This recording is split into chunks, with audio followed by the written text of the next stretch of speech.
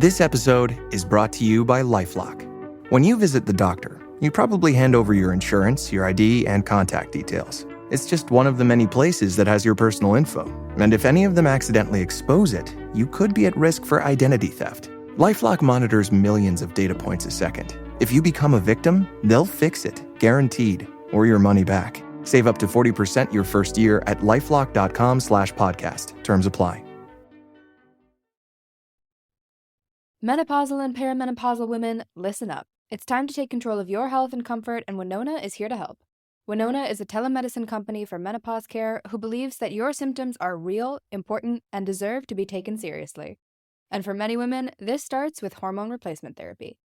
Winona's HRT is made with plant-based, bioidentical hormones rather than synthetic ones, so it better aligns with your body to offer relief from hot flashes, weight gain, and other uncomfortable symptoms. 80% of women who use Winona find relief within just 90 days. So, what are you waiting for? Get started today. Visit buywinona.com today to start your free visit. With free shipping and the ability to pause or cancel at any time, your path to wellness has zero obligations. Use code SPRING24 at buywinona.com for 25% off your first treatment plan. That's BYWINONA.com for 25% off. Winona. Menopause care made easy. Summer is the season of hot temperatures, outdoor adventures, and refreshing water activities.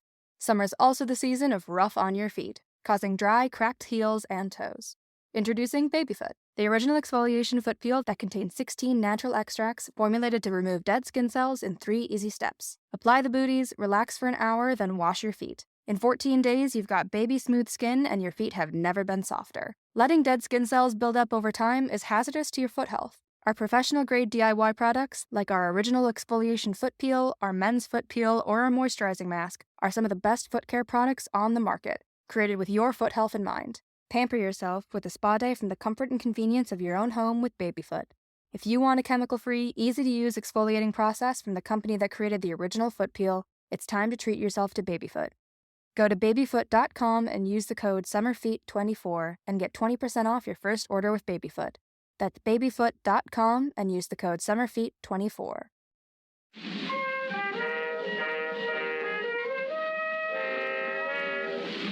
Hello, and welcome to Too Stupid to Live, a podcast that reviews romance novels $5 and under. I'm your host, Becky Feldman, and it is late right now, and I don't even know why I'm talking so softly. Like, I'm alone in my apartment. There's no one here, like, sleeping.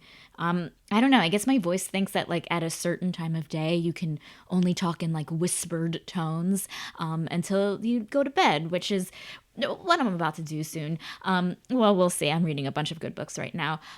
Listen.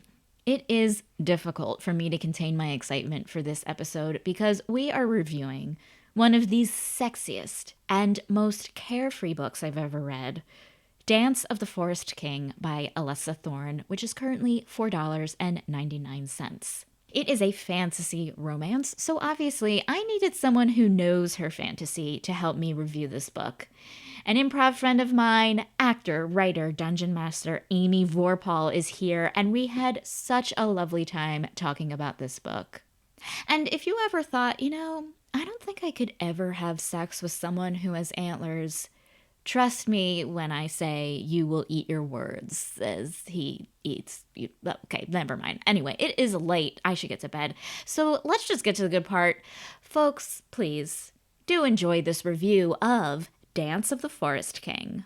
Oh my gosh, Amy, welcome to the podcast. Thank you, Too Becky. Stupid. Yes, You're welcome. Very good to be here. I realized we've known each other for a very long time. Like over a decade, yeah. Yeah. Like, I feel like you were one of the first people I met when I was, like, early 20s, doing UCB, all that stuff. So I've, like, wow. And it's, like, blowing my mind a little bit. I know. And you haven't changed at all. And Neither do you. That's what's blowing my mind even more. Like, you look exactly the freaking same. Your laugh is the same. Your humor is the same. Oh, so man. do people change? No. No, I think it's like an LA thing. I think like, you know, because like when I ran into you like a few weeks ago, like we were just like picking up where we left off, and it had been a while because of the pandemic and whatever. And it's like, I Yeah. don't think people change. No, and we were just as whimsical as ever, just celebrating theater and Hmm. performance art, Yeah, music. it was Fiona beautiful. Landers. Oh God. Hi, Fiona. Hi, Fiona. If you're listening. Okay. So I actually have wanted to get you on for such a long time because you are involved in like fantasy world. And Yes. I think it intersects with romance so much. Oh, yes. And so I was like, I need to get Amy on this show and just like see the correlations here. Yes, the Um, Venn diagram is a circle, and that is mhm, that. So yes, what Becky's talking about is I'm big in the D&D space, and just in real life, like the community and the people in the D&D space are extremely fluid, I would say, both gender wise and sexuality. And so, and it makes so much sense because, you know, it's a game that makes it so anything's possible, and you can just be a robed wizard who casts fairy light, and a mermaid and a fairy and a rabbit person, you know, and mhm, so of course, and then yeah, like the Venn diagram's a circle, of course. You can do whatever you want, which, you know, yes, you can do that in romance as mhm. well. Absolutely. Yeah. Have you before this book like ever read a romance novel before? I don't think so. Like, I would say the short answer would be no. The longer answer is there was one time, I'm thinking back to having some feelings about a book I read in middle school, and I couldn't tell you what it was. I'm sure it was like of this vein where they described some stuff, and I was like, holy hell, you know, like Hmm. I'm feeling some things, but it was trash. Like, it was Right. very, it was you know, the sexiest thing that I remember was that the girl in the book was walking around in the kitchen with just a t-shirt and underwear on. And the way that that was described, and it was from like the male's point of view who had just slept with her. And Hmm. I was like, wow, that would be really cool, you know, to be her. And like, now I know how to make a guy turned on. It's a t-shirt and underwear. But it was that. It was like, I don't remember anything like too graphic. It was just like, got it. Okay. Because this is making me feel things. So that's how you make the guys feel things. And I have to say that I'm hetero. There, like I said, there's a lot of stuff in D&D. I think everyone in the D&D world wants me to be bisexual or queer in some way. But unfortunately for them, I'm straight. So yeah. This kind I had, of like leads into my next question of like yeah. I don't know D&D that well. I mean, I've seen the movie and I've played like literary RPG stuff, but Yeah. like is there like a sexy like sub group of D&D where like people do Um, it with each other? so That was the so dumbest question. I no, don't mean to be I obnoxious. mean, I don't like, I think what you're asking is, can you play D&D and have it lead into an orgy? Exactly. That's exactly my question. Like, Like an is in real life there? orgy. Yeah. I guarantee you that that exists. That is definitely out of my like direct purview, Hmm. but I can in full, like, very, very safely say, like, honestly say that whether it's on the night or not on the night of playing D&D, there are folks who do have what I would call cuddle puddles. Hmm. You know what I mean? I Like, know exactly what you mean. Yeah. I don't know if I would go full on, like, say, orgy. Yeah. And I don't think, and I'm not outing it. This is just like a thing that generally happens. And I don't know that I don't, I actually, I would say it probably doesn't start with D&D, but again, I wouldn't put it past, I guarantee you it's out there for Yeah. sure. There's no It. way it's not. Oh no. Yeah, because it just like recently I've just been getting into, and I also like worked on a project I told you of it's a role playing game of romance. So it's not D&D. It's like an Yes. app, like a choose your own adventure book, Oh, but it's with fun. romance, and Eh, everything is like naughty. I mean, like it's like the choice isn't like, oh, do you slay the dragon? It's like, do you like take your shirt off first or your pants off first? You know what I mean? And it's like, oh, and it's like absolutely fascinating me right now, just seeing like just how it's not just fantasy that can be like interactive these days. You know what I mean? Yeah. I mean, it is a fantasy, but I guess I'm talking about like kind of high fantasy in terms of like Dungeons and Dragons. Yeah. No, but it's a good point that like the semantics overlap as well. That there's like fantasy where you're talking about dragons and witches and spells and magic, that kind of fantasy. And then there's fantasy of like, well, what is your sexual fantasy? And it's like, it's all like wish fulfillment. Yes. It's all wish fulfillment. D&D is wish fulfillment, and romance novels are wish fulfillment. And I'm sure other things fall in that category, but those are the top two things that, come to mind when you think of wish fulfillment. Is like, how do I become a, quote, superhero? I mean, maybe, yeah, a super, they're heroes, they're adventuring heroes. Or how do I become, how do I get exactly what I want sexually? Yeah. And in a way, like it's also, it feels like it's both about power. It's like, how do you feel like empowered in a way, Yeah, and yeah, like, for sure. Yeah. So how did you like first, I mean, I know this, but how did you get into fantasy and like D&D at first? Like tell us to me about that. Yeah, great question. I was handed it was handed to me on a silver platter. It was college, my first day of college, and my cousin was a year older than me. She had gone to that college, and so she's a sophomore. She brought a friend, and we were all three going to hang out. And her friend, named Nathan, took one look at my dorm room that I had decorated with 7 Lord of the Rings posters, plus a Yoda mosaic poster. And he was like, do. And he knew that I was a theater major and was like, okay, have I got the game for you?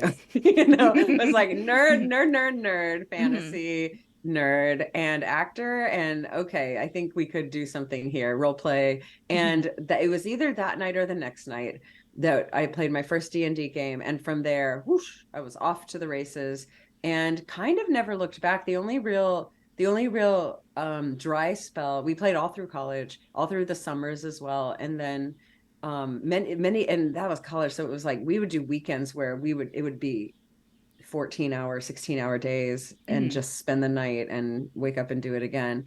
And that was 3.5 edition. We're at 5 now, or 5th edition. But the only real dry spell was when I moved to LA, and there was a bit of a gap where I was and I played with 3 different groups, all didn't quite fit. And then I found a group to play with. And then again, it was like off to the races. And yeah, there's nothing really regular I'm playing right now as it goes on, but it's always a hair's breadth away. I'm gonna go with that. Works for me. I don't know. Okay, it's always close. It's always near on the horizon. Yeah, that's awesome. And it seems like you like use a lot of skills that like we've learned in improv and in acting into play and kind of be in the world of it. Yeah, I think all improvisers would be amazing at Dungeons and Dragons, and all actors, and really all storytellers, because it's structured storytelling. So it's a little more structured than improv, but at the same time, it really is about, sharing the limelight, sharing the spotlight, but also having a really clear character, having really clear relationships. And then yeah, the fighting, like there's stuff that inspires role play, and it's always sillier than you think it's going to be, therefore improv again. But the movie gets it really right. The latest, I watched it over the weekend. Yeah. That's the tone of literally every D&D session, even if the DM is like being grounded, which you can tell, like there's a grounded story there, reunite the father with the daughter, like there's something grounded there. But the silliness of the set pieces and the tropes that you see, it's like, yeah, that's D&D. It's like, let's be as irreverent as possible while the stakes are extremely grounded. That's D&D. Yeah, I that's actually one thing that I appreciated about that movie is like, okay, like, and kind of like something I appreciate about this book that we're reviewing is that like there's this like found family where they have this like kind of like not inside joke, but like this language that they all have, this dynamic that they all have. And it's like, oh, which is like something that we all have in real life. We all have our dynamics with our friends and our family.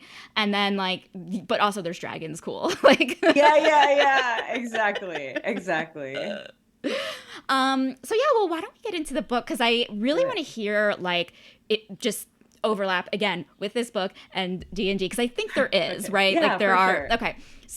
So the book that Amy and I reviewed, it's a fantasy romance. It's Dance of the Forest King. Sorry to interrupt. Oh yeah, no, go ahead. Yeah. I did request, like, let's be clear. You were like, is there a vibe that you would, be more interested in? And I was like, anything fantasy or fae would really light me up. I think, I don't know, having not dabbled. And then you were like, have I got the book for you?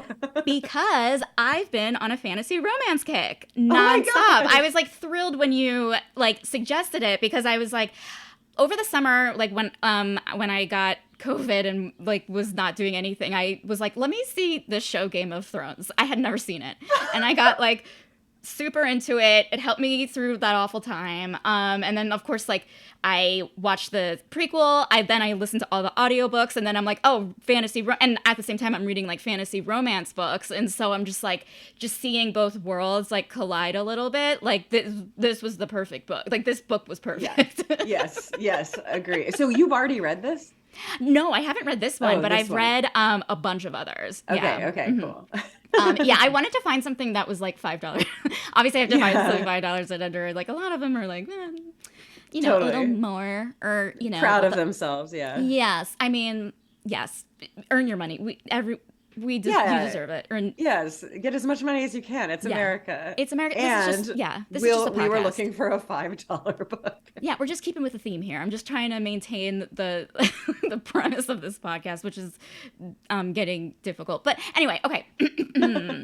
Okay, so we reviewed a fantasy romance. It's called Dance of the Forest King by Alessa Thorne. It is the Lost Fae Kings Book 1, and it's currently $4.99.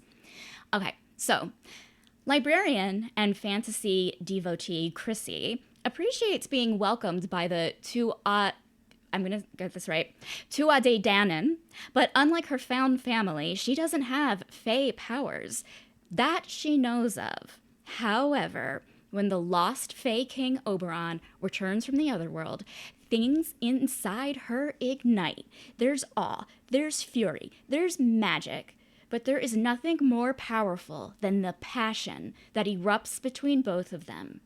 And let's just hope Oberon's antlers don't accidentally poke one of Chrissy's eyes out, because she is bringing that stubborn and delicious daddy of a fae king to his knees.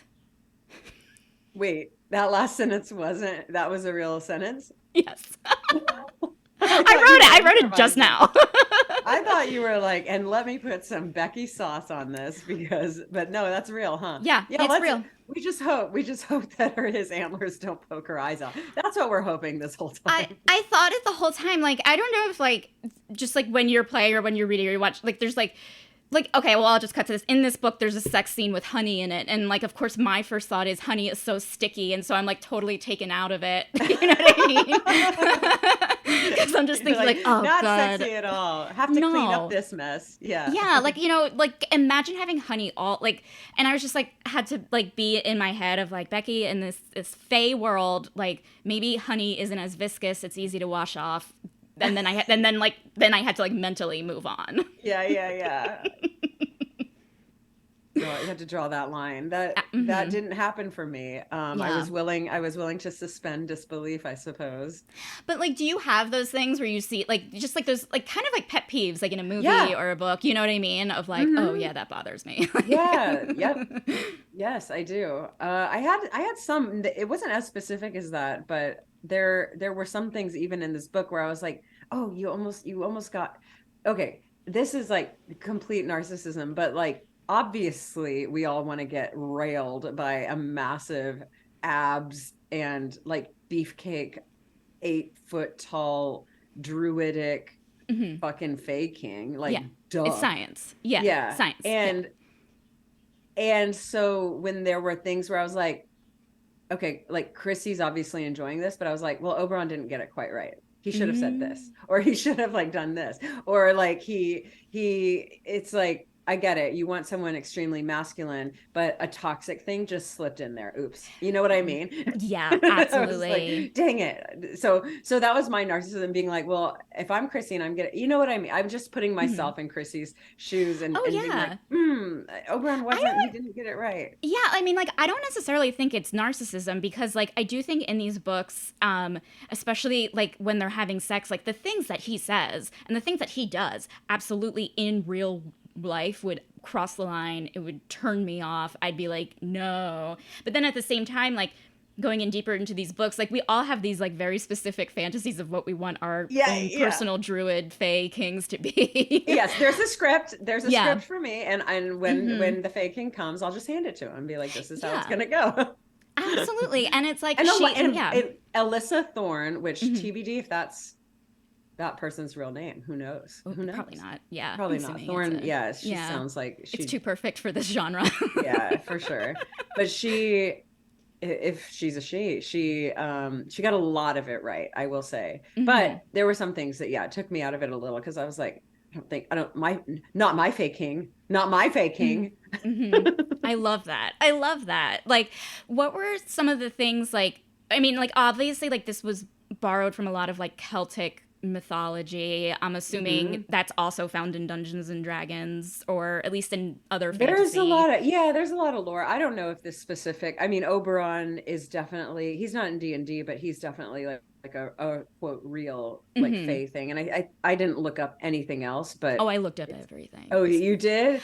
That's why it took me so long to read the book, because I kept looking up stuff and then getting lost in a Celtic druid hole. So did they get a lot right? I was like just assuming, I was like trusting the author with the lore, because it was very clear that the lore was secondary to the sex. It was a vehicle for sex. Yeah. But yeah, did they get it right? I guess, like, I feel like I wonder if that's like kind of a, like, things like made sense, like when I like looked up what the Tuatha De Danann is, or like what they were talking about Morrigan, like the previous goddess who like destroyed the world, and I you look that up and it's like, okay, like they fall under the same things, but like, again, like, this book takes place in, I'm assuming, 2023.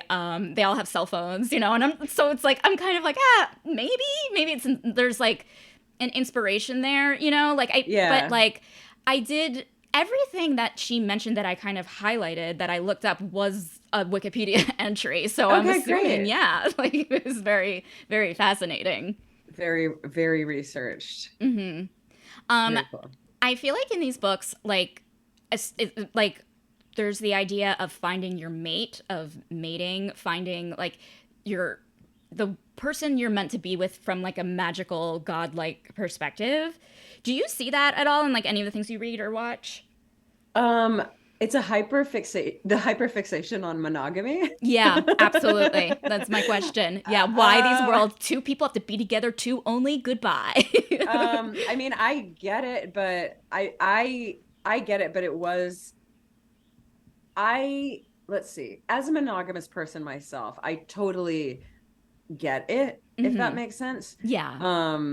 So I don't know if we saw it as, we're growing up in society and movies and everything. It's like a different version, but it was so intense that it made me a little uncomfortable with that. So like that was part of the toxic. There was that. It was that where it was like, I would call it a hyperfixation on monogamy, fate, lack of choice, just twin flames, soulmate, that kind of stuff, that it's like, it just, I don't know. And here's why. I'm a 38-year-old woman, and I've been single for a very long time. And so that I enjoy the idea. I would like a monogamous, I want a monogamous relationship. And the lack of choice. It's like I'm so fixated on this monogamy, and you like have to, I mean,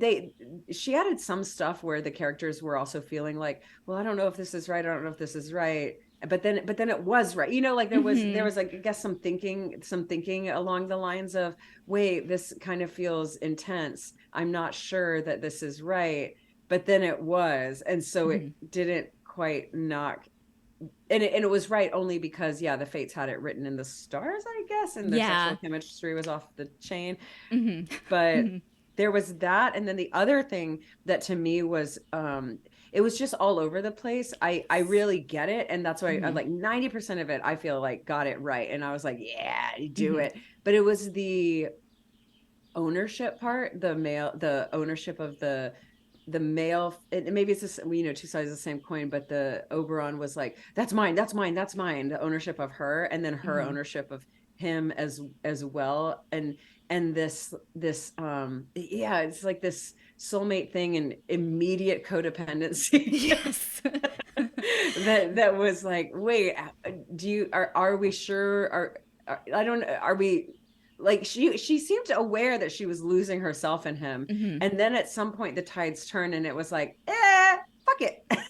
Yeah, she had her like because like her resistance to her turnaround was like very easy. Like, this woman can make a decision very easily. I'm like almost jealous of, but this is like fascinating to me because I feel like the fated mates trope is something that like is featured in a lot of romance, not like paranormal romance, fantasy romance, and all that stuff. And it's especially with paranormal, I'm like, and werewolves or whatever, like the feeling is so feral. It's so animalistic of like, you're my property, I'm marking you, I'm gonna like literally put a bite mark on you to tell everyone you're mine. And it's like, oh my God, you can get away with it because it's like, well, there's some god and goddess or whatever controlling this world. Like, here's your permission to act like this, and it's a fantasy to people. And I completely respect that, Yeah, I mean, I would say even 3 years ago, this would have been like, oh God, I fucking wish, and then just with I don't know, the evolution of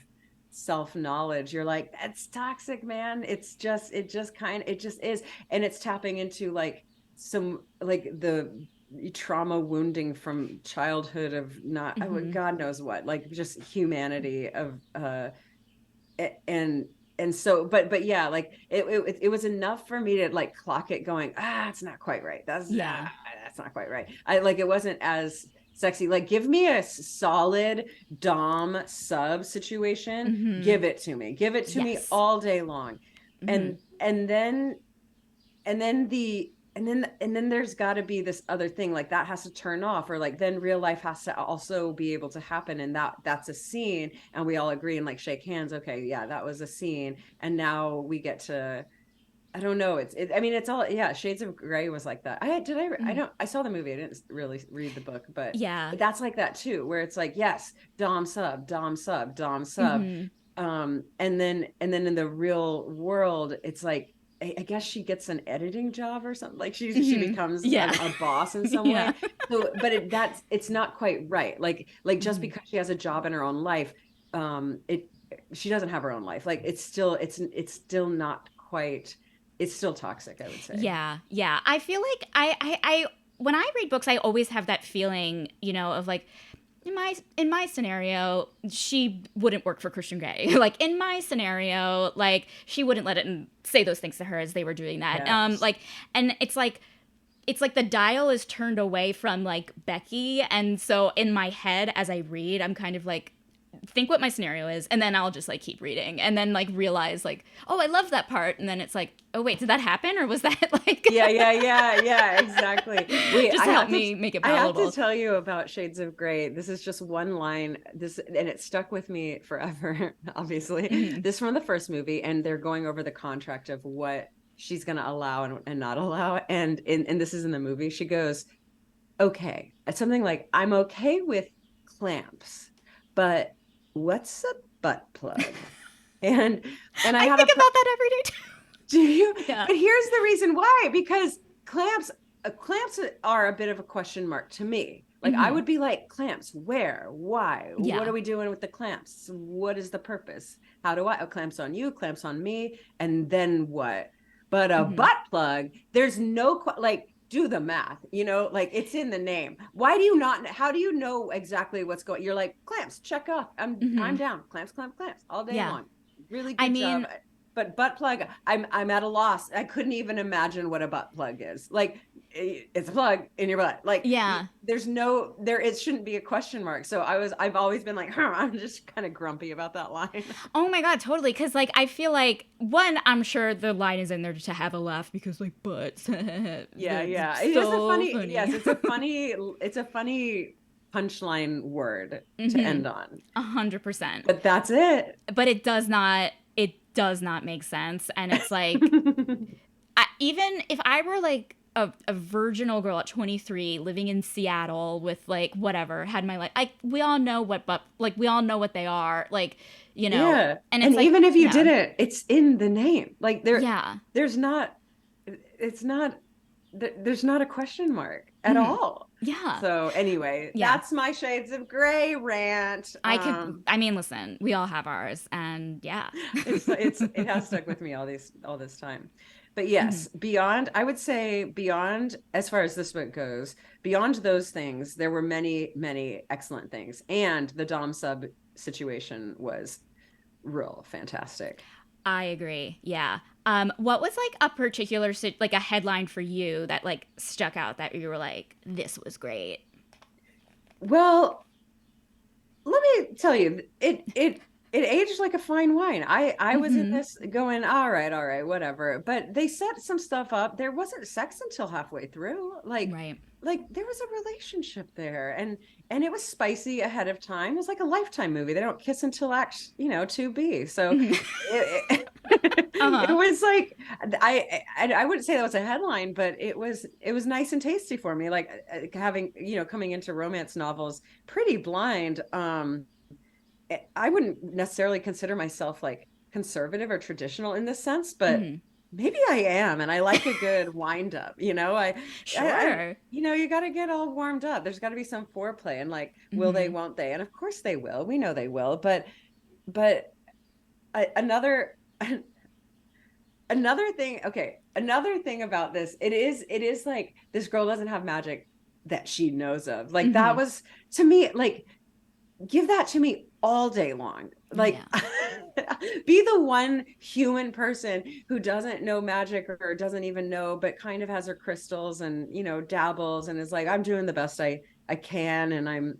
But no, actually she's a full-on vessel of magic. Like, I don't know, being the person who I ate it up. It is a trope. It is repeated. It is not a surprise. And I loved it.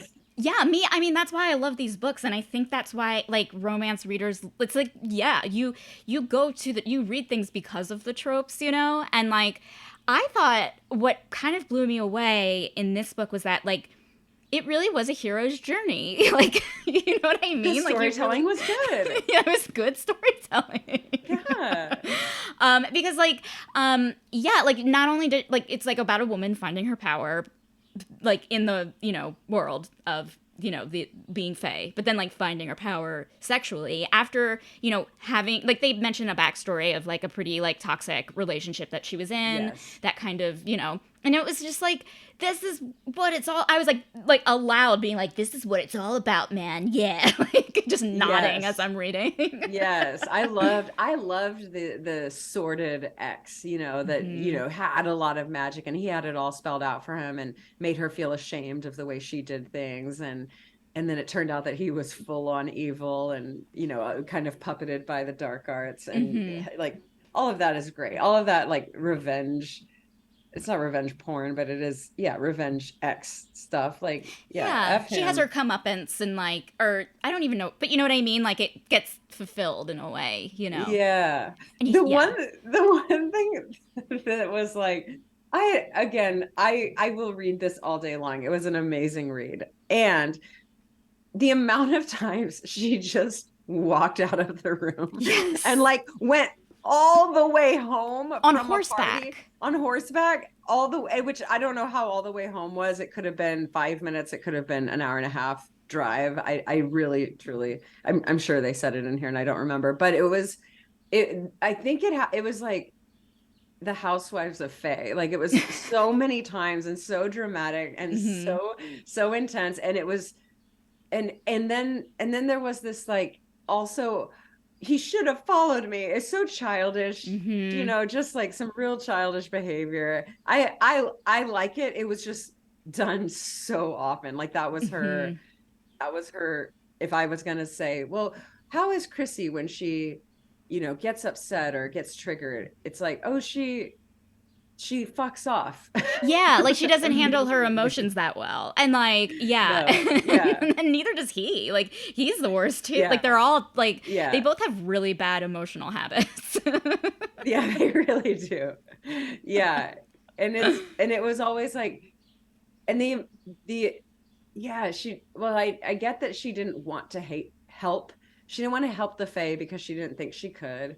But then she didn't want to help the Fae because power dynamics. And then she finally did want to help the Fae. It was just like, but they're her family. It was that was weird to me. Just Yeah, because it's like I got confused as I was reading because I was like, okay, like there'll be a line where it's like, okay, she found her place, like, but and then the next line would be like, well, she didn't find her place. So it's like kind of like, oh, she found her people, she found her place, but she didn't find her place in her place. You yeah. know what I mean? And I kept like having to like kind of like you know Yes, calculate that in my head a little she bit. belongs. She definitely belongs, but she doesn't feel like she belongs. Oh, wait, now she does feel like she belongs. Oh, but she doesn't. She actually doesn't. But she does. Don't worry, she does. Mm-hmm. But yeah, but she doesn't. And then she finally does when Oberon chooses her as a mate, and then she Mm-hmm. definitely belongs. But the whole time, also, well, I mean, I don't want to be too negative. I want to talk about things I like too. But Mm-hmm. here's a question: it feels like the daddies, the old daddies, like I'm just unclear how long they've been away. Like I know there was this great war, Mm-hmm. but it seems like it happened fairly recently, but then everyone's treating it like it happened 300 500 years ago, but Chrissy wasn't alive then. Mm-hmm. But then when they come back, it doesn't actually feel like that big of a deal. Yes. I completely agree. Like especially like because like basically I didn't realize this, but this book is like an offshoot. Like there's like the main phase series, and then this is like a what's it called when there's like another series in an original series? Like Oh, it's in a world that's already been like Better established. Call Saul from Exactly. Yeah. what? Yeah, I don't know what that. I forget. Yeah. Yeah, it's not on the tip of my tongue On at the the tip, moment. it's on the tip. Yeah, everyone knows what I'm Spin-off. talking about. Spin off. That's what it is. This is a spin off. And like so when I like opened the book to begin with, like you know, read it, I having not read any of the original books, like I was like, oh, okay. If I had read those original books, like maybe like I would like feel more excited that these like Fae Kings are back, you know, like because they were probably Yeah. mentioned and it's crazy and whoa, crazy. But then like it really felt like that they were gone for a year, you know what I mean? Right. Yeah. They're like, oh, you're back and alive. That's neat. You're Yeah, alive. and even like the humans, you know, like there are humans who have been like have their previous like novels, like even that, like yeah, it was only a year, and it's like, or like yeah, it was only 300 years, and it's like you're gonna 115, you're done. Like Yeah. that's Yeah. not Yeah. Yeah. not long. Lest we not forget how long humans live. Yeah. Yeah, I think having played D&D, that is lore and history is one of, I would say, as a writer, you can two problems with lore and history. You feel like you can just have time and not do logic where everything Hmm. just kind of happens 300 years ago, and you can't. You have to do cause effect, cause and effect, cause and effect. And you have to do, especially if you're dealing with timelines, there has to be like a rule. Maybe the audience doesn't need to know, but you need to know age, how people procreate, like just Hmm. biology, like how this, or maybe not, yeah, anthropology, something like that, Hmm. where it's like, how do these people, you know, survive, like mate, have kids, live, Hmm. die, all of that. And the other one is which she didn't do at all, Hmm. which is good, is you can Yeah. get real up your own asshole about lore.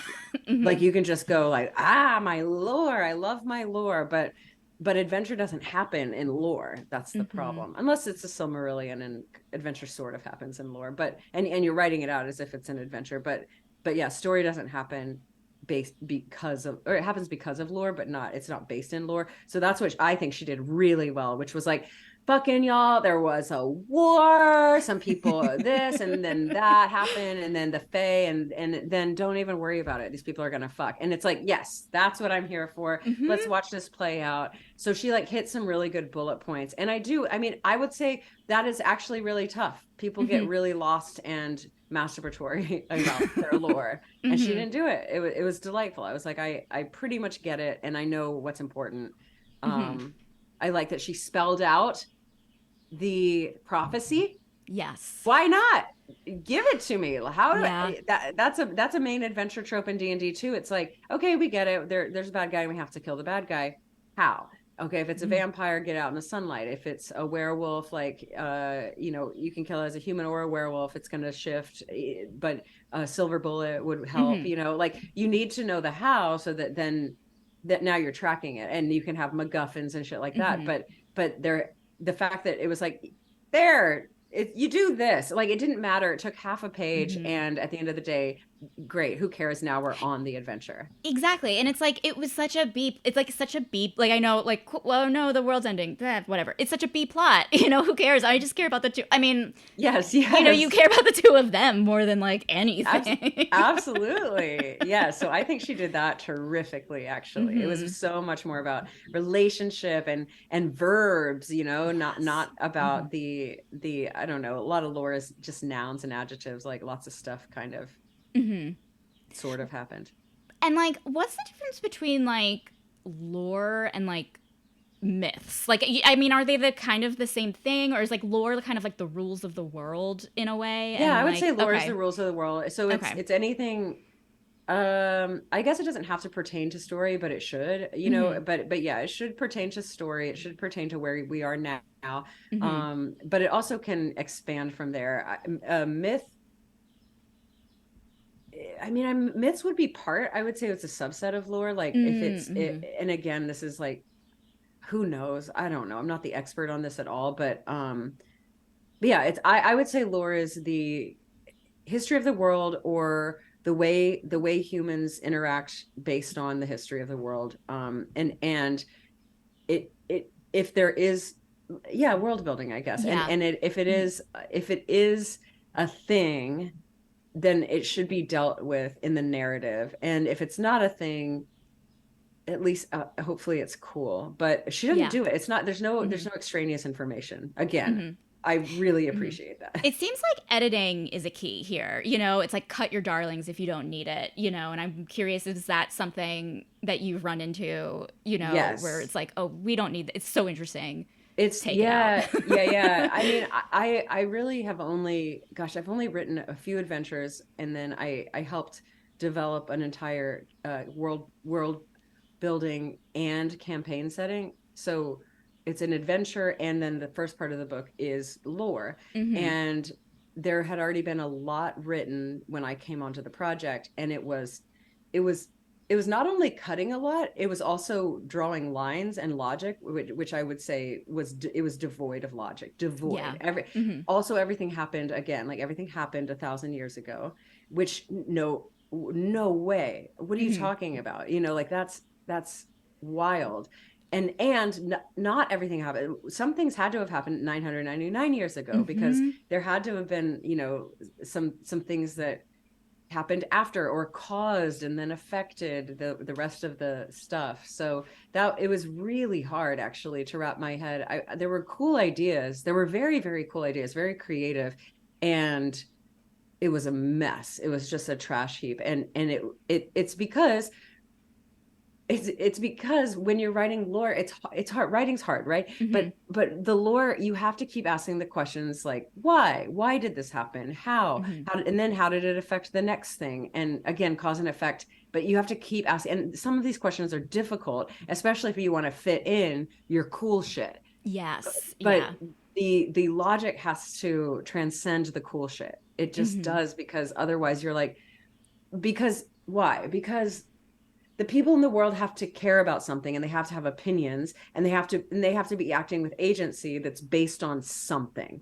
They have to be actionary and doing something. So like Chrissy, needing to cure the world of this dark magic makes a lot of sense. Of course she does, you know, like she's actually getting her magic. It's crippled her at one point. Yeah. Disabled her. She hates it. The Fae are dying. The whole world is dying. So, and then why? And you can go back. It's because, you know, this power was unleashed and then there was a war, and you just, and then that's all you kind of have to know. But if it had gone off on tangents, I don't know. Why am I going off on this? I just really appreciate it. I really appreciate it. Fascinating to me because I do think just being a new fantasy romance reader, I'm finding this absolutely fascinating because it is like, you do need to like, it's almost like you need to build your own country in a way, like build your own continent in a way of like, okay, like thinking back of like, okay, these people believe in this. Well, why do they believe in this? Oh, maybe it's because like the environment is this and it grows, it's good for, you know, puppies to run around. So they pray to a puppy every night. You know what I mean? Like, it's just like, it's so fascinating to me. Plays, she has a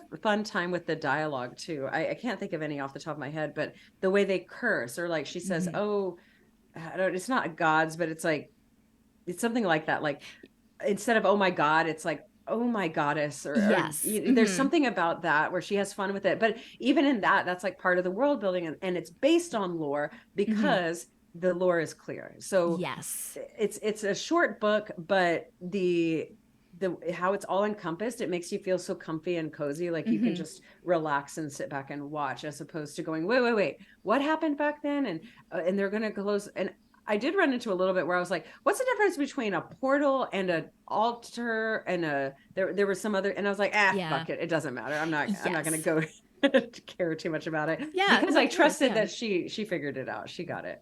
Yeah. Because it's like, all you care about is sex scenes. Yeah. I mean, it's not all you care about, but it's, okay. Well, this segues to, what do you think of the sex in this book? Like, I mean, you've only read that one book from middle school that, you know, someone's in a t-shirt. Yeah. How did this compare? Yes. Oh, this was awesome. This was delightful. This was like, of course his dick was too big or too, it was like so big, but, okay. This was another thing she did really well. And it was bordering on this person has an agenda about their body, because it was very much like, just so you know, this woman is thick and she's got extra handles and she's thick and she's a bigger girl, and only a real man could handle it. So it was bordering on defensive, and yet we got it. Like, it was one of those like, yeah, this girl's got some like hefty things to hold on to, and only a real daddy would know what to do with a real life-sized woman.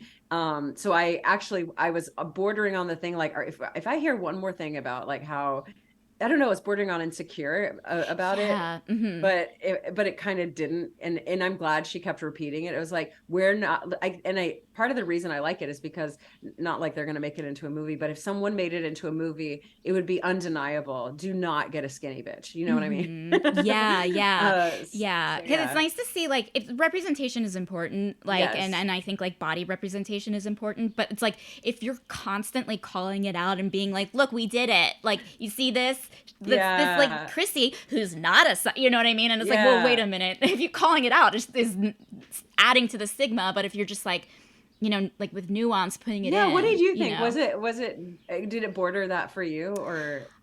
There were like times where, like, you know, like there were times where I felt like, you know, it wasn't that it was called out, but it was just like, for me, you know, having read all of this stuff where it is like primarily white skinny bitches who are historically have been the protagonists of these books.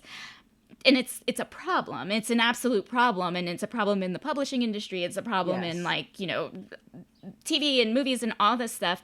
And so, like, I feel like her putting it in was just like this like little reminder, you know what I mean? Of like, maybe it was a little on the nose, sure. But it's like, oh, this is, out of all of the fantasy books that I've read, like, yeah, like, this is one of the few where it's a plus size woman. She's a woman of color. And like, that's very not, like, you know, in mainstream publishing. Yeah. You know, the books that you're putting out that are in the stores that are like, you know, whatever, that's just, there isn't enough diversity there. So I think calling it was like, I know the repetition, it worked.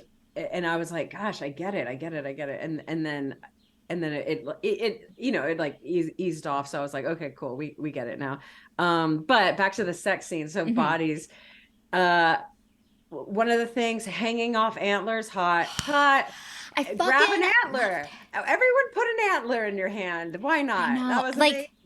It was one of those things where it was almost like a Chekhov's gun situation where it's like, if you're riding him, of course you'd grab the antlers. And it was like, why didn't I think otherwise? You know what I mean? Yes, I was like, blown away. It was so real. It was so real. The basics. Yeah. And I, again, like in these, and I am hetero, and I loved his dominant masculinity especially in those scenes. And it was just like, he was carrying her places. He was giving her baths. He was lying her down. He was letting her sleep. He was healing her. It was like, yeah, take care of your queen.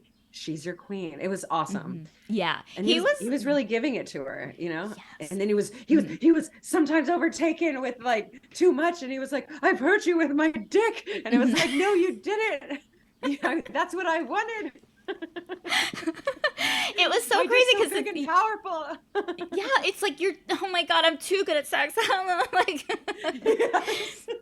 But I loved it because it's like he, like, outside their bedroom, outside of their sex scenes, like, he's this guy, he's what, 300 years old, lives in this world, and he's like still like, milady, like, do milady, I treat this da. But then, like, it's like when they have sex, he just gets so dirty and feral, and I'm just like, I love this. Like, it makes you realize, like, yeah, maybe in history people really did have this really great sex, and we're just not open to it. We're not thinking about it. I do think that fantasy novels or maybe this one gets it so right, where it's like, yeah, there's a time and a place for respect, and you know, but let a man be a man, you know, like that's what it is. If he wants you, like, let her rip. And it wasn't, Becky, it wasn't about coming. That's what good sex is. It's not about coming. It's about being together and listening and connecting. Yes, that's right. And that she got that right too. Yeah, he was a very like, and I feel like that maybe that it's obviously kind of key in all romances is that, like, the sex is always going to be good. Like, I feel like no one's going to want to like read. Like, I hope these people get together and then just like read their mediocre, like, totally. Then they fell asleep, you know, whatever. But something that I did particularly like, which kind of not really goes against what you're saying, but there was one incredibly sexy moment where, so she's going around like trying to cleanse all of the altars and all this stuff. And they go to a cave, and she's like has to do her, you know, witchcraft, her cleansing stuff.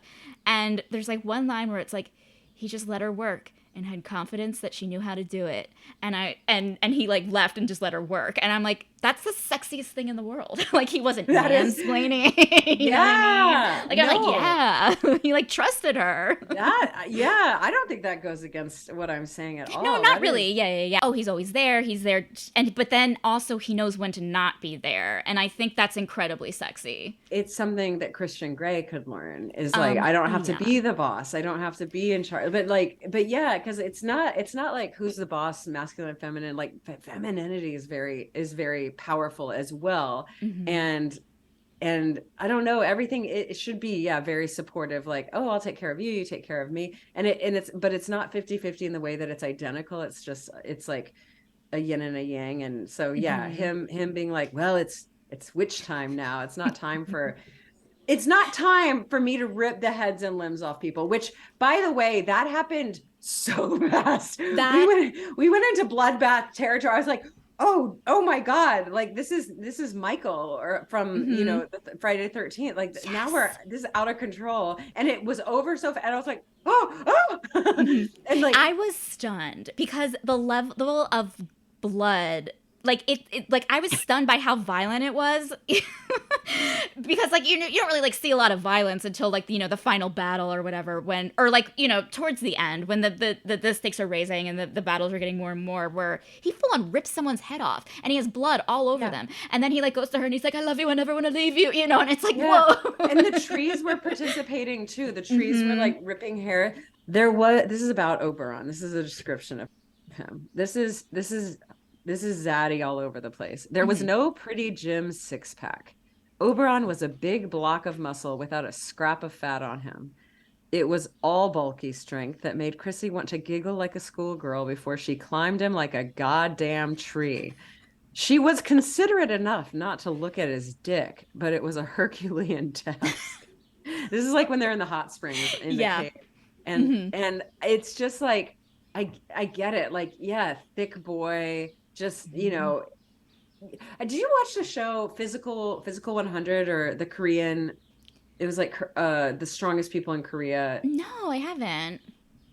It's basically who has the best bodies in Korea, men and women. And it is about physical strength, but you can tell that some of it is about, you know, dexterity and agility and shit like that. So some of them are these blocky men like this, and some of them are, you know, MMA fighters, some of them are sumo wrestlers, some of them are bodybuilders or, you know, models. And I don't know, that just reminded me of that, of like, yeah, like, okay, he's that kind of guy. Like, I don't know. It's being attracted to men. I'm like, that's so true. Like, I couldn't tell you, like, abs don't make the man. They don't. It's like, well, what does? Like, I don't know. I've been attracted to like skinnier men too. So it's not, it's like, oh, I don't know. But the way she described it, I was like, oh, it's this kind of man. Yeah. Got it. Because like, I think like what was so genius about this is that the way like she described him is also indicative of his backstory. Like his body that he has is that of a survivor. He has a fighter survivor body. Yes. He's not like doing the very specific dumbbell exercises at the gym. Right. He doesn't go to the gym. Like what you see like in the way he's described like is his history in a way. And I was like, yeah. Well said, Becky. Yeah. Well said. Yeah. It's like when the woman fighter, I can't remember her name, but she was like, yeah, I don't have a body to fuck millionaires. Like I have a body to fight. And it's like, yeah, that's makes a lot of sense that you're, and good on you. And actually your body's perfect anyway. So yeah, it's like that. You're right. It's like, a functionally strong body. It's like, it's sexy body lore. It's the lore. It's the lore. Miss Alyssa Thorne, you got that right. I have one thing that I want to say. And I don't know if it's because the Fast and Furious movie is out here, but I wrote down, because like sometimes I'll just like write a note to myself as I'm reading and then I won't remember. But I wrote, this is the Fast Five of fantasy romance novels in the Fast and Furious franchise. I'm not familiar with the Fast and Furious franchise, so what does that mean? It's all about family. Like family is such a big theme in these Fast and Furii, and it's found family. It's about found family, and I like really felt that with this of like, oh, because like there is like you do have the backstory of like it's Christmas and her sister isn't coming to visit her and she's so hurt by that, you know, and it's like has this void, and then it gets obviously fulfilled not just by Oberon but by like her life in this castle living with these people, you know, the Fae, and so it just for some reason I like in the end when they were all like I don't know, there's like some scene where they're all sitting down at a table and I just kept thinking of like one of the endings to the many Fast and Furious where they all sit down to dinner. Aw, that's amazing. Yeah. This is from my real life, but I have been like craving community and family lately. And I was like, well, what's something I can do to make that happen? And I have started to cook for like small handfuls of friends, like just be like, I'm cooking tonight. I'm making y'all hang out with me, basically. Yeah. But it does feel good. And it's not, I wouldn't say it's often, but like maybe once a week. Yeah. And and it's I'm not beholden to like, oh, it's every this day on this. It's not like that. It's just like, you know, I don't want, so there are some nights I love my independence and freedom and want to eat alone and everything. And then there are nights where I'm like, no, like I want to feel connected. And so a meal at the end of the day, especially a free one made by me, will bring people together. I'll be like, you have to hang out with me. You have to hang out. Well, food is such a important like thing, you know, like I feel like food like it's like the kitchens are always the hub of the house. Food brings people Yes. together. Food is like helps you with like it helped like a certain taste will make you remember a certain thing and like a certain Yes. feeling, you know, and it's like yeah, I completely get like especially after a pandemic and you know whatever, just Yeah. like needing that, just needing those like needing weird senses fulfilled, whether it's smell, taste, or touch, to like remind yourself you're in this world a little Yeah, bit, yeah. you I know? exist. I exist. Yeah. Exactly. Yeah. So that's just, I don't know. You bringing that up, I'm like, I'm doing that right now. Maybe that, I Hmm. don't know. Maybe that's part of why I liked this book too, because it's not quite the the books that shall not be named, where there's no like muggles or anything. Yeah. We're not talking about that. Like everything's Hmm. kind of, we're all just like, everyone's thumbs up here. You're a human, you may have magic or not, and your magic is kind of new agey. Hmm. It is very witchy, right? She's very Hmm. crystals, tarot, Hmm. oracle, chakras, even like, Yeah. She's pagan. Yeah. And so, yeah. like, yeah. Hmm. So, but they're like, yeah, that's our magic too. And you Hmm. do what you do, we'll do Fae. And I don't know.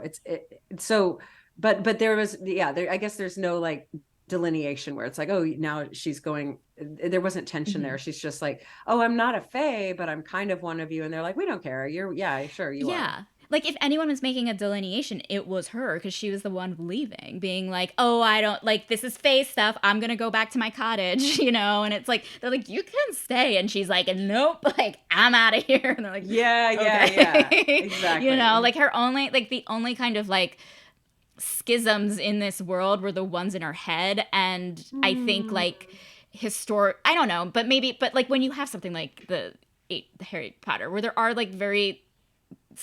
these distinct schisms, you know, that like Yeah. you know, and it makes people feel bad and it makes people ashamed. And so to see like an inclusive world where it's like anyone can come in, you know, it is just Yes. like, so can we, us normal, shitty human I beings. also, yes, I will say too that because I can't remember, I can't tell if her friend or best friend was Faye or not. I actually, Me she's Faye. neither. You Yeah, don't I didn't remember? know. I had assumed, this is what I assumed. I assumed that if you mate with someone, like, or if like you get the mating thing, or if you marry someone, then like somehow you become a fae through marriage. I don't know. I just assumed that she became a supernatural creature Okay. by her like love and fading with the, I forget it, Keon. Yeah, Keon. Yeah. Keon. Hmm. Nice pull. Yeah. So yes, they mated, Keon and her, and then the protagonist, our lead, our Chrissy, Hmm. can't find love, right? No. Just, Yeah. unlucky in love, and her sister's not treating her well, and she's just doomed for this. And of course, she's like, go ahead and have nephew boy. I'm going for, just the thickest uncle you've ever imagined. Hmm. Like she gets the best one, you know what I mean? And Yes. it's like, Yeah. yes, this is correct storytelling. This unlucky in love girl just gets to hold out, be true to herself. I have a thing Hmm. about, I have like a real stick up my ass about when women are described as stubborn in fantasy novels, and it stems from what the Wheel of Time. Is it the Hmm. Wheel of Time? Robert Jordan. Oh, I just watched a Anyway, TV show with Gone okay, Girl. yes, it's the Wheel of Time, Hmm. and and every description of every woman is stubborn, by the way. And it's just, Yes. so it's like that it's like, are they stubborn or are they standing up for themselves in a patriarchy? So, Hmm. and doing, as much as I was like, god damn, she's just leaving all the time. But yeah, so that, anyway, that's a sidebar.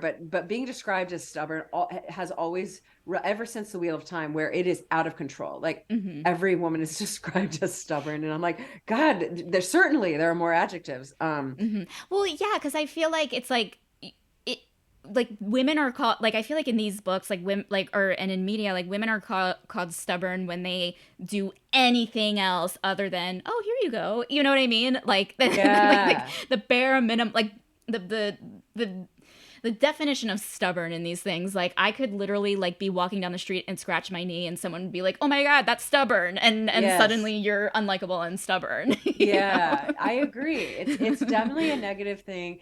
She does do this, and I guess I'll circle back to my real point, but the good storytelling is that she gets the better guy, the better, Yes. the best, the hottest, the The oldest, king. the king, the one who's going to survive the longest, the one who's going to protect everybody. He's so cool and chill and single of Yeah. that he's never going to settle down because he's got everything, you know. He's fine, he's so independent and powerful. He would need someone formidable to even for him to even deign to mate with, and then here she is, and yes, like all the yes. And so the whole time, because I'm rooting for Chrissy the whole time, I'm rooting for her.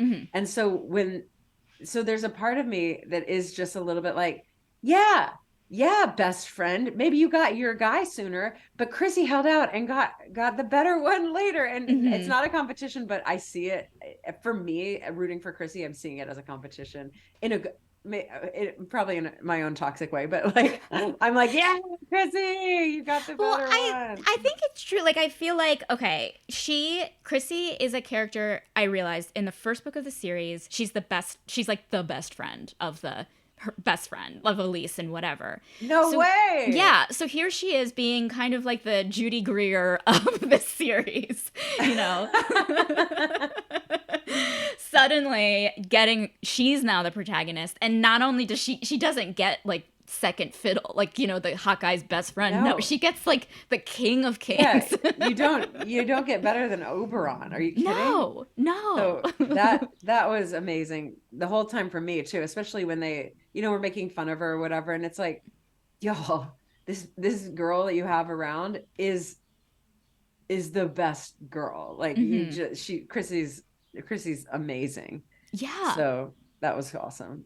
Oh my God. It was like that, the fantasy right there of like, you feel unseen in book one. Yeah. And then when you're in book one of the spinoff, like suddenly like you are like, queen main of the world. main character energy, because you are the main character. It was very satisfying to read. I love that I highlighted this. Maybe I think this is the best friends talking, but she says, maybe don't call her, what's her best friend? Elise? Yeah. So maybe don't call her girl for a start. She's 36 years old and it's patronizing. Call her Christiana. And I loved that. It's like, okay, she's 36 and her best friend's standing up for her, and she's a woman, she's not a girl, you know. That it just set the tone for what was to come. Like this person demands respect, and like, yeah, he pretty much respected her, and then got, yeah, the word overprotective was used a lot, and I was like, it's fine. Again, you said fated mates. This is a trope, and it makes me a little uncomfortable. But protective is great. But we kept saying overprotective. I don't know. I mean, like it's nuanced to me, but I'm like, God, this is like. No, I completely get it. Like he crosses the line, and then like there's like parts of like the term being overprotective is like, for some people, like it gets me, like I'm like seriously rip someone's head off, and it's controlling. Yeah, I like it, whatever. There are some people that are just like, whoa, yeah, let's hit the brakes a little bit. Yes. You know? Oh, okay. Well, I am in that world. Like me too. I enjoy a good, I don't know, protective, or like, oh, someone's got my best interests in mind. Whatever that is, and then when it, like, you know, turns into rageful jealousy, which it seems to do in the Fae world. But it's fine. I get it's a fantasy story. It's just like, not, that was when it was a bit like, not my Oberon. Not yours. Yeah, we all have our different things. Like my sister-in-law is a romance reader, and she reads a lot of like alien and fantasy romance. And I was reading this one, there's monster romance where like, you know, whatever. And it has the thing of mating. And I read what I have to say was, for me, the most fucked up thing I've ever read. And I was like, oh my God, Cindy, you're never gonna believe this. And I like read it aloud, and she was like, that's the hottest thing in the world. And then just like, yeah, so it's like there's layers. Okay, like, great. You know, and it's like, everybody. Maybe I need to write my own and be like, actually, this is how this person acts. Like I said, like, write a script out for my Fae King who's going to show up after 300 years of not being part of this world. Yeah, I'm just like casually. I will say the fact that she was 36 years old was revolutionary, because I don't know like what you've seen like the median age, but usually like historically in the mainstream published books that get the most amount of funding Yes. to be marketed, 28 tops, you know, like, you know what I mean? And the fact, and like seeing someone who's like 36, like it is quite mind blowing, like Good. for this time, you know, which is like crazy to say, because it's like, But that's I'm why 38 I identify with, and like, yeah. Are you 38 too? Yeah, I'm 38. I'm 38 too. And yeah, that's Mhm. why I liked it. I was like, yes, late 30s. Like, yes, late Yes. 30s, get yours. I mean, Mhm. that's why I was rooting. And I was like, it is a competition because you're holding out, you're wiser. Mhm. You know, you had a thing with an ex, but you left him. You did a good job, girl. And you know, like you're getting basically rewarded for all of the actual good decisions you're making, even Mhm. though arguably you're lonely at the moment, Yeah. but you're paying the price of loneliness so you don't pay the price of being in like the worst relationship in the world. So Exactly. but yeah, Yeah. it made me, so you chose a really good book, I guess, for both of us. Just I know. It being really a hit. woman who's older and a larger woman. I loved that. Yeah. So Chrissy's the best. Yeah. Do you think I started in the end there's the next book, and I'm like, I think I might read the next one. I think I'm gonna do it. Okay, Maybe? cool. I don't know. I mean, know this was such a pleasant surprise. Yeah. I am reading other things, but Mhm. I texted you about what did I text you about? Oh, Ice Planet Barbarians. Yes. I will talk. I have spent too many of these episodes talking about how much I love those books and how Everyone important they likes are. them. I Yeah. was saying, like, I just was saying to a Mhm. friend, oh, I'm doing this podcast, I'm reading a romance novel, it's fantasy. They're like, Ice Planet Barbarians. I was Yeah. like, what?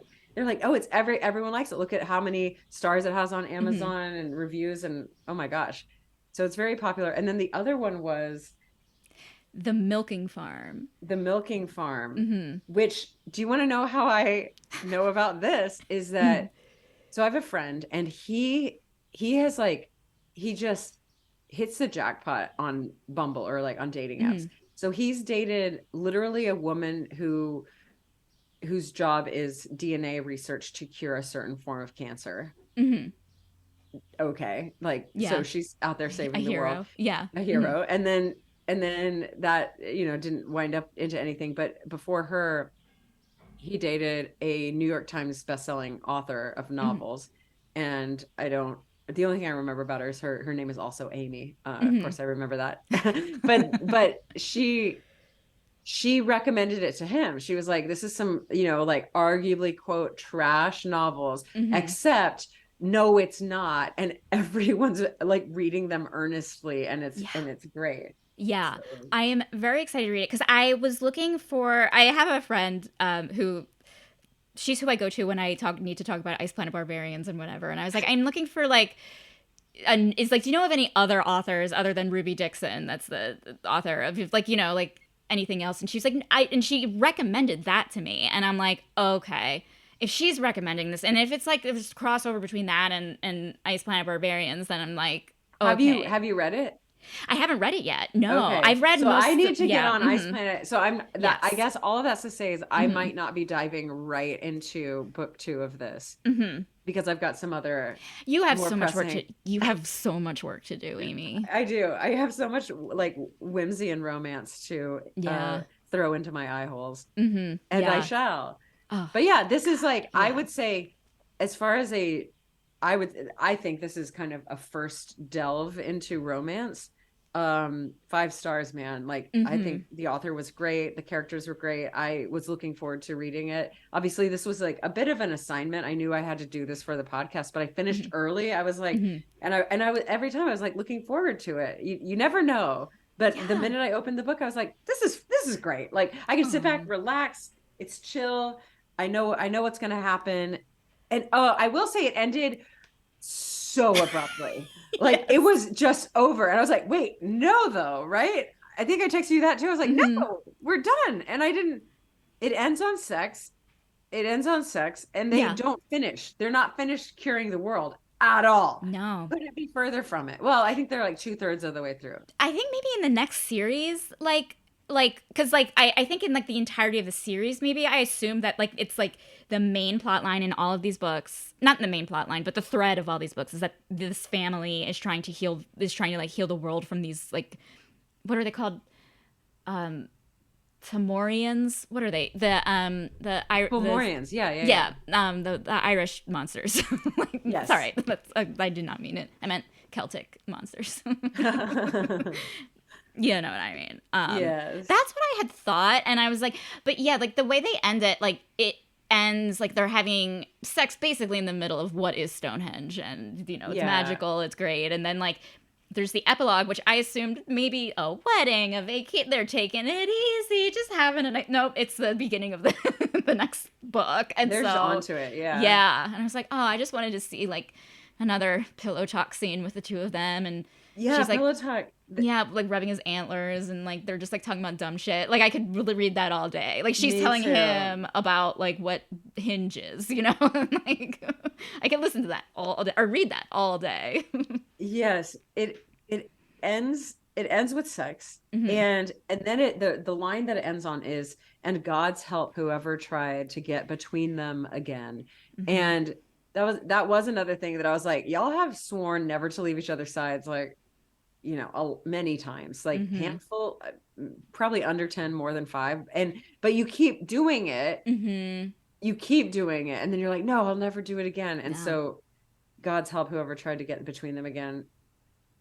That, yeah, we'll take that with a grain of salt. They're gonna do it again. It's like, yeah. I'll never drink again. You're like, yeah, You're gonna you drink will. again. You will. Shit's gonna go down. Shit's gonna go down. We need to redefine what always be together means in a way. Like, yes, always like, do we always have at least like a toe touching, or Yeah. Are we always touching toes? Are we always touching toes at bare minimum? Yeah, but it's like you set the second you set a rule for yourself, it's bound to be broken. That's right. Yeah. So we'll have to see what happens. We'll see what happens. Well, Amy, thank you so much for being a guest. This was so much fun. Tell us where we can find you on, where online and such. Online, you can find me on Twitter, Instagram, and TikTok, and technically on Twitch, at Vorpahl Sword. So Vorpahl. That's my real last name, and then Sword, because in the Jabberwocky poem in Alice in Wonderland, he took his Vorpal sword in hand, and it went snicker snack. And so there's a Vorpal sword in the poem, and there's a Vorpal blade, and the Vorpal sword has been repurposed by D&D to be an actual weapon, and thus my handle across. But my real last name is Vorpahl. There are Vorpals around. I mean, I'm the first Vorpahl to take up the mantle of, it's meant to be. Yeah, like you were the fated Amy. You're fated. I love it. Absolutely. Too Stupid to Live is part of the Frolic Podcast Network. For more podcasts you'll love, visit frolic.media/podcasts. Thank you so much for listening, and have a great rest of your day.